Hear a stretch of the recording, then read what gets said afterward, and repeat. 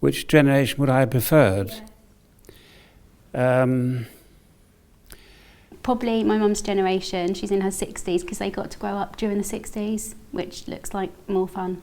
I prefer my nan's generation, like the 60s. Well, really, the generation which I grew up was the most exciting. I was a teenager in the 60s. I think I quite like the 60s.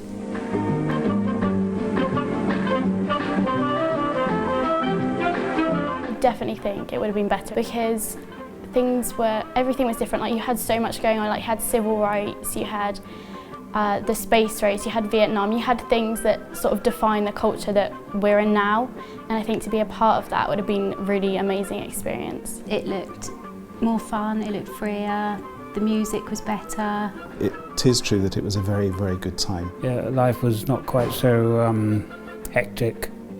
But sometimes when I think back, it might have been quite nice to have been born maybe in the 30s or 40s. You see, my formative years were in the late 40s and the 50s, and Britain was a much different country in those days. Well, it was quite an exciting time in its own way as well, because women were fighting for rights to be recognised, and I know that must have been quite difficult to be recognised as somebody other than being at home looking after children. So that must have been quite an exciting and difficult time.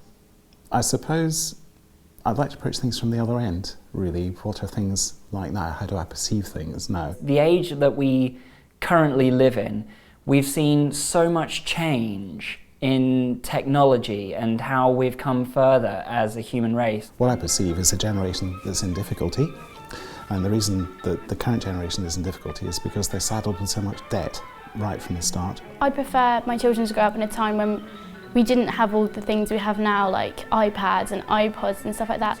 We've experienced so many leaps and bounds in the forms of communication. Like, I remember when I was younger and I used to just play outside and it would just be the fun of having a bike or a scooter, and now it's having like a bike app or a scooter app, and it's just, everything's changed, and I prefer it to sort of go back to the way it was. Well, the advantages, say, of growing up in the 60s and 70s was that it was a time of expansion, and particularly an expansion in the world of ideas and increasing amounts of equality.